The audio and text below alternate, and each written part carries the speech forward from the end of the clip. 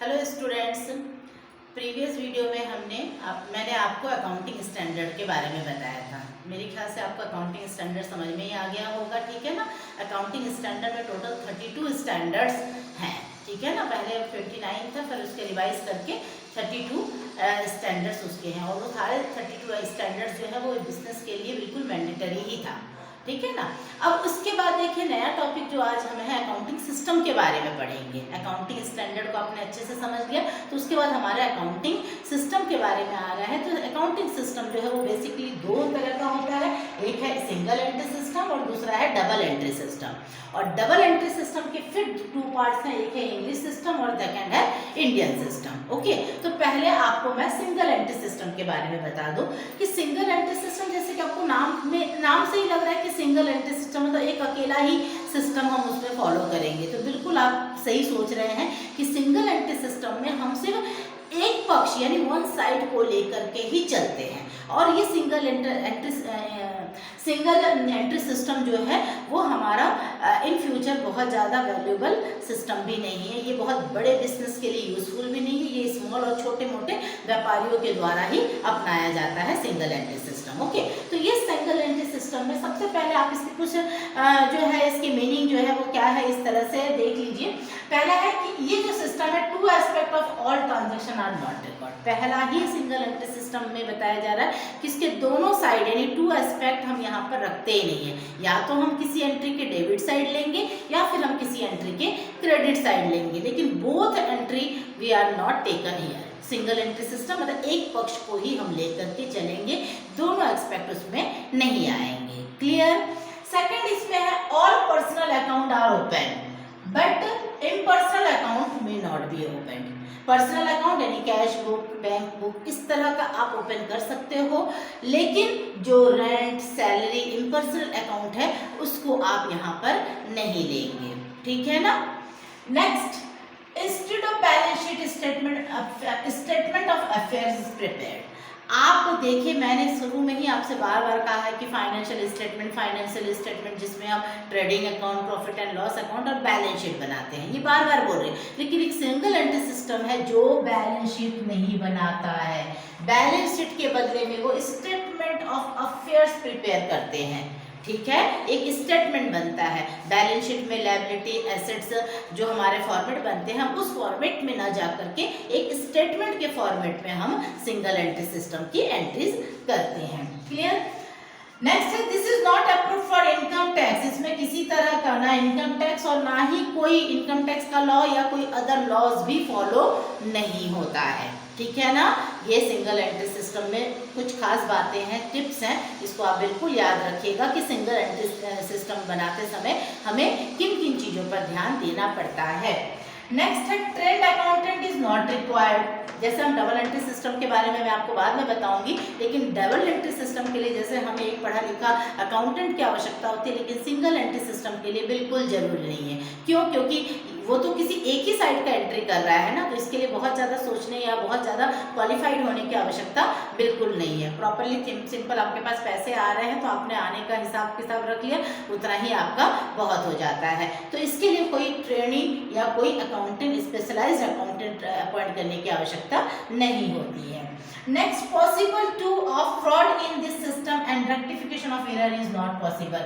इसमें फ्रॉड होने के चांसेस यानी धोखाधड़ी होने के चांसेस आपके होते हैं, बन सकते हैं, ठीक है ना। और इस धोखाधड़ी या ये इस फ्रॉडनेस का कोई रेक्टिफिकेशन भी नहीं हो सकता है, मतलब आप इसका संशोधन या सुधार करना चाहेंगे तो ये भी आपके लिए संभव नहीं है, ठीक है। तो इन शॉर्ट अगर हम एक शब्द में समझे तो सिंगल एंट्री सिस्टम कोई बहुत ही बड़े व्यापारियों के द्वारा नहीं अपनाया जाता है, और सिंगल एंट्री सिस्टम में हम सिर्फ एक ही पक्ष की एंट्री करते हैं, दोनों पक्षों की एंट्री नहीं करते हैं। ये कोई बहुत ही ज़्यादा रूल्स रेगुलेशंस इसमें फॉलो नहीं किया जाता है, ठीक है ना। तो ये हमारा सिंगल एंट्री सिस्टम रहा। अब हम पढ़ेंगे डबल एंट्री सिस्टम।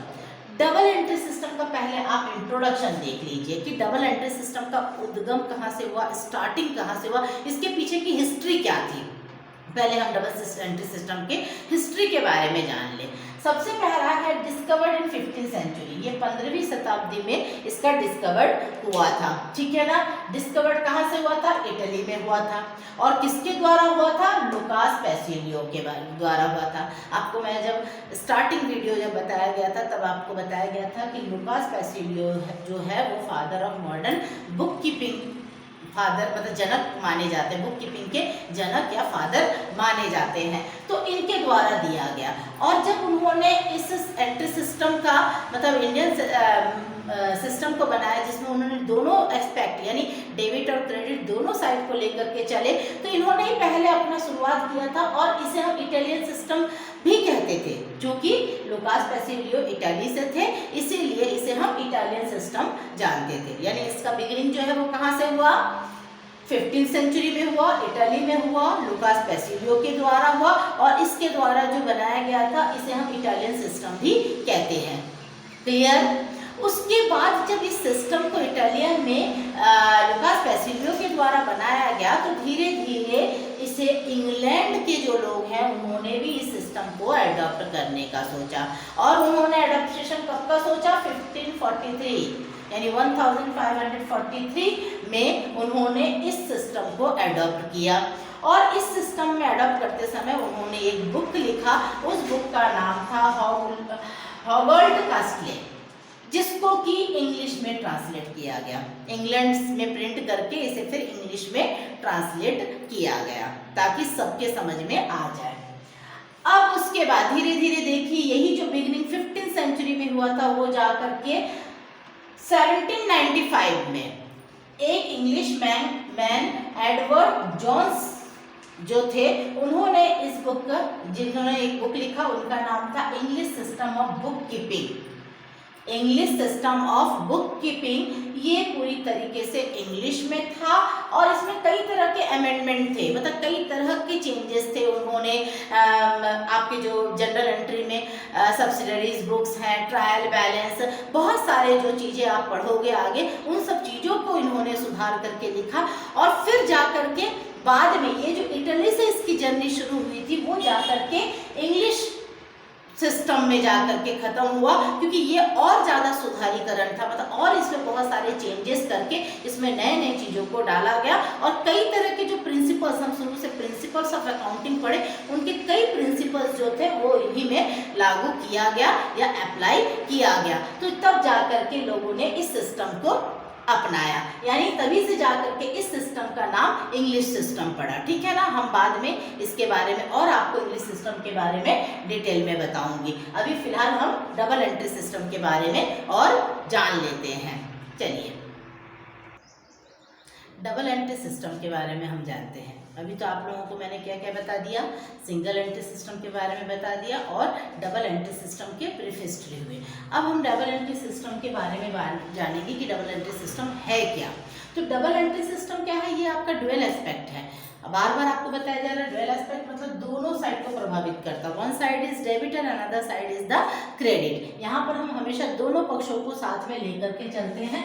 इनके दो इफेक्ट होते हैं हर बिजनेस ट्रांजेक्शन, जो भी आपके बिजनेस ट्रांजेक्शन है, सारे बिजनेस ट्रांजेक्शन में हम दोनों साइड को लेकर चलते हैं। और ये आपका पूरा क्लियर रहता है कि आपके जो दोनों अकाउंट है, दोनों साइड में जो अकाउंट को लेकर चलते हैं, इसीलिए हम इसको डबल एंट्री सिस्टम कहते हैं। डबल मतलब दोहरा, एंट्री तो आप जो प्रविष्टि कर रहे हो, और सिस्टम यानी जो आपका तकनीक है उसके बारे में बताया जा रहा है।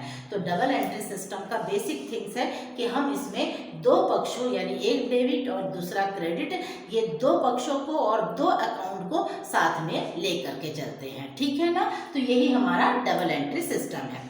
अब डबल एंट्री सिस्टम्स के प्रिंसिपल्स देख लीजिए कि कौन कौन से प्रिंसिपल्स हम डबल एंट्री सिस्टम में लागू करते हैं। तो पहला है इफेक्ट ऑफ टू अकाउंट्स। इसमें हमारा सबसे पहली बात है कि ये दो अकाउंट को इफेक्ट करेगा, एक पाने वाला दूसरा देने वाला। One account is receiving another is giving. जैसे सपोज कीजिए मैंने बुक परचेज किया या फिर मान लीजिए मैं गुड्स परचेज करी, तो जब मैं गुड्स परचेज करने गई तो क्या हुआ, मेरे पास सामान आया और पैसे गए।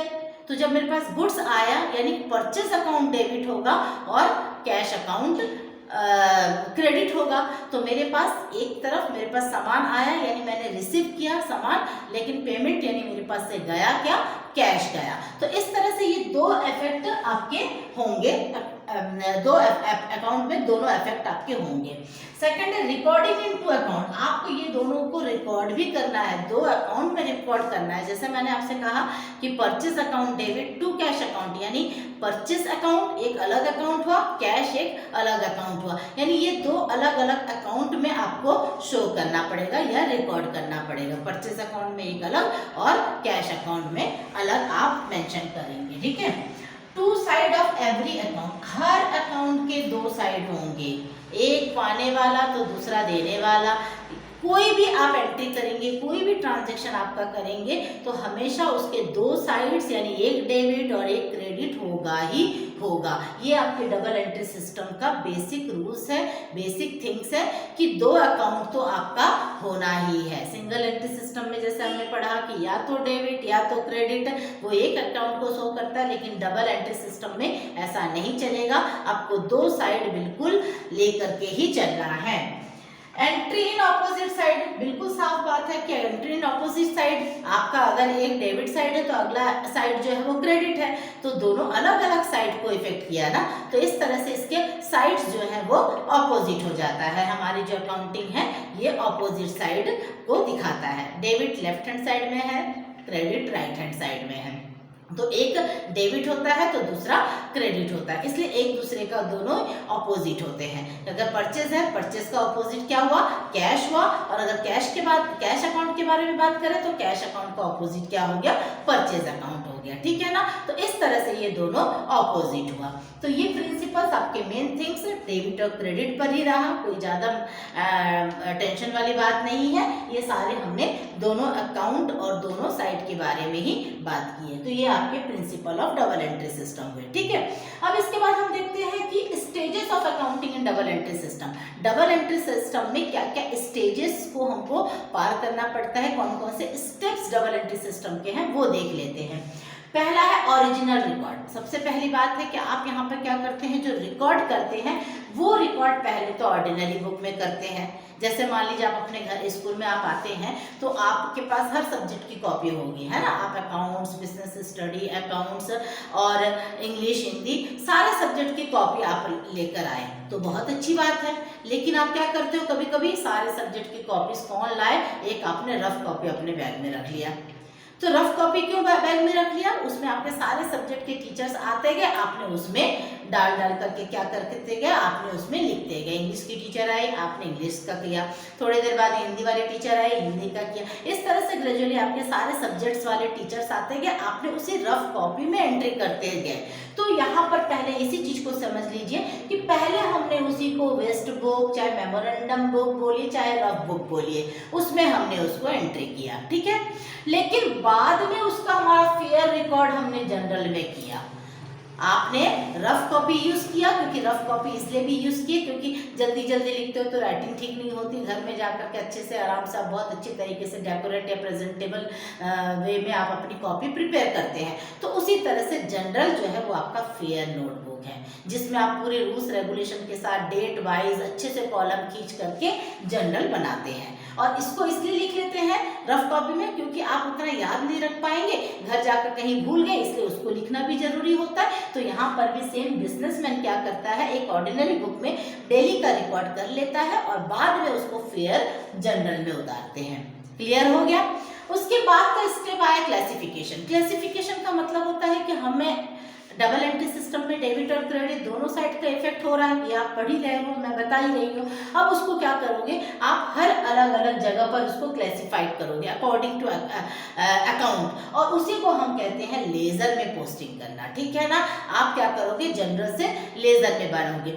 लेजर में बनाएंगे तो क्या होगा, लेजर में आप सारे अकाउंट्स के, जिसका आपने जनरल एंट्री बनाए, सारे अकाउंट्स के अलग अलग बुक ओपन करते हैं, उसे हम लेजर कहते हैं। यानी आपने उस हिसाब से उसको क्लासिफिकेशन कर दिया कि हर अलग अलग अकाउंट के आपने अलग अलग कॉपीज, जैसे रफ कॉपी में किया, घर आए उसको फेयर किया, पर फेयर कहाँ किया, इंग्लिश की कॉपी आपने अलग बना रखी थी, हिंदी की बनाई, अकाउंट्स की, बिजनेस की, इकोनॉमिक्स की, सबकी। तो सारे जो रफ कॉपी में आपने एक साथ लिखा था उसको अकॉर्डिंग टू आप सब्जेक्ट कॉपीज में किया। अकाउंट की कॉपी में बीएसटी यानी बिजनेस स्टडी का वर्क नहीं किया, बिजनेस स्टडी की कॉपी में आपने इंग्लिश का वर्क नहीं किया। तो ये आपका लेजर की बात हुई कि जनरल के बाद आपने वो सारे को क्लासिफिकेशन किया अकॉर्डिंग टू अकाउंट्स, ठीक है ना। उसके बाद आया समरी, सबसे लास्ट में हमारी जो है ये समरी आ रही है। ये समरी मतलब हमने फाइनल अकाउंट बनाया। फाइनल अकाउंट में बार बार आपको बताती जा रही हूँ कि फाइनल अकाउंट में हमारा 3 चीज आता है, trading account, profit and loss account और फिर लास्ट में हम बैलेंस शीट बनाते हैं, ठीक है ना। तो ये हमारी जो भी हमने ट्रांजेक्शन किया था उन ट्रांजेक्शन के साल के अंत में हम उसका समरी निकालते हैं और वो समरी फाइनल अकाउंट के रूप में आपके पास आता है। और फाइनल अकाउंट में हम ये 3 स्टेप्स होता है, एक ट्रेडिंग अकाउंट होता है, दूसरा प्रॉफिट एंड लॉस होता है और तीसरा हमारा बैलेंस शीट होता है, ठीक है ना। तो आपको ये डबल एंट्री सिस्टम के स्टेजेस समझ में आ गया कि पहले आपने रफ में किया, रफ को अपने जनरल में किया, उसके बाद आपने सेकंड स्टेप में क्लासिफिकेशन किया, मतलब हर सारे सब्जेक्ट को अलग अलग कॉपी बना करके आपने मेंटेन किया, जिसको हम यहाँ पर लेजर कहेंगे। और फिर जाकर के साल के अंत में हमने उसका समराइज किया और ये समराइज जो है वो फाइनल अकाउंट के रूप में हुआ, जिसमें हमने trading account, profit and loss account और बैलेंस शीट बनाया। क्लियर, स्टेजेस क्लियर हो गया। अब देखिए हमने पहले ही आपको बताया था कि जो डबल एंट्री सिस्टम है इसके 2 स्ट्रीम्स हैं, एक आपका था इंग्लिश सिस्टम, दूसरा था इंडियन सिस्टम, ठीक है। इंग्लिश सिस्टम को हम मर्केंटाइल सिस्टम भी कहते हैं, ध्यान दीजिएगा। और इंग्लिश सिस्टम अभी मैं जब आपको history of double entry system बता रही थी तब मैंने आपसे बताया ही था कि ये जो डबल एंट्री सिस्टम है इसे हम क्या कहते हैं, इंग्लिश सिस्टम भी कहते हैं, क्योंकि उसकी पूरी कहानी जनरली आपको मैं बता रही थी कि क्या हुआ, पहले इटली गया, इटली से इंग्लैंड आया, इंग्लैंड से फिर उसको इंग्लिश में पब्लिश किया गया और फिर इंग्लिश सिस्टम को सबसे अच्छा माना गया क्योंकि उसमें बहुत सारे नए नए चेंजेस ला करके उसको बहुत अच्छी तरीके से सारे प्रिंसिपल्स को फॉलो किया गया था। तो ये जो इंग्लिश सिस्टम है ये हमारे लिए हर पर्सन के अंडरस्टैंड था, क्योंकि हर व्यक्ति जो है वो इंग्लिश लैंग्वेज को अच्छे से समझ रहा था और इसीलिए इसे हम इंग्लिश सिस्टम कहते हैं। क्लियर। अब दूसरा जो था वो इंडियन सिस्टम। ये इंडियन सिस्टम जो है वो कुछ साल पहले तक आपके सिलेबस में था, जिसे हम महाजनी पद्धति कहते थे। महाजनी पद्धति बोला जाता था क्योंकि ये इंडियन सिस्टम मतलब पूरी भारतीय प्रणाली के आधार पर था। इसमें इंग्लिश लैंग्वेज का कोई मैंडेटरी नहीं था कि आपको इंग्लिश लैंग्वेज होना चाहिए, ठीक है ना। इसको किसी भी भाषा से हर जाति या हर व्यक्ति, हर लैंग्वेज जानने वाला अपने अपने भाषा पे इस अकाउंट को मेंटेन करता था, तो इसीलिए इसे महाजनी पद्धति कहा जाता है। और इसमें इंग्लिश जानना बिल्कुल नहीं जरूरी थी, इसमें लोकल लैंग्वेज में अकाउंट बनाए जाते थे। तो इस अकाउंट को हम बही बोलते थे, ठीक है ना, बही खाता, ठीक है। अब उसके बाद हम इसमें सारे जो भी आपके जो डबल एंट्री सिस्टम में है वही पूरे रूल्स रेगुलेशन हम फॉलो करते हैं। ये इसमें सारे चीज बनाए जाते थे। ट्रायल बैलेंस, पर ट्रायल बैलेंस को क्या बोला जाता था, तलपट बोला जाता था। फिर अपने फाइनेंशियल पोजीशन जानने के लिए वो बैलेंस शीट भी बनाते थे, लेकिन बैलेंस शीट को आर्थिक चिट्ठा बोला जाता था, ठीक है ना। मतलब इसमें हमारे जो शब्द हैं वो पूरी तरह से भारतीय भाषाओं का प्रयोग किया जाता था और इसमें जितने भाषा वाले अपने अपने लैंग्वेज पे अपने अपने भाषाओं पर इस अकाउंट को मेंटेन करते थे। उन्हें बिल्कुल जरूरी नहीं था कि इंग्लिश भाषा को ही जानना जरूरी है, ठीक है ना। तो इस तरह से ये आपका डबल एंट्री सिस्टम हुआ, जो हमारे लिए बहुत ही ज़्यादा 11th क्लास के बच्चों के लिए ये डबल एंट्री सिस्टम का जानना बहुत ज़्यादा जरूरी है, क्योंकि जब आप जनरल बनाएंगे तो जनरल पूरी तरीके से ये डबल एंट्री सिस्टम यानी इंग्लिश सिस्टम के बेस पर ही रहेगा। क्लियर। यानी डेबिट और क्रेडिट को जानना आपके लिए बहुत ज़्यादा जरूरी है और इसके साथ साथ दोनों अकाउंट के बारे में भी जानना जरूरी है और कौन कौन से स्टेजेस आप फॉलो करेंगे ये सब भी आपको जानना जरूरी है, ठीक है ना। तो मुझे लगता है कि आज का वीडियो आप लोगों को समझ में आया होगा, ठीक है। और हम नेक्स्ट वीडियो में इसका नेक्स्ट टॉपिक आगे बताएंगे। Thank you.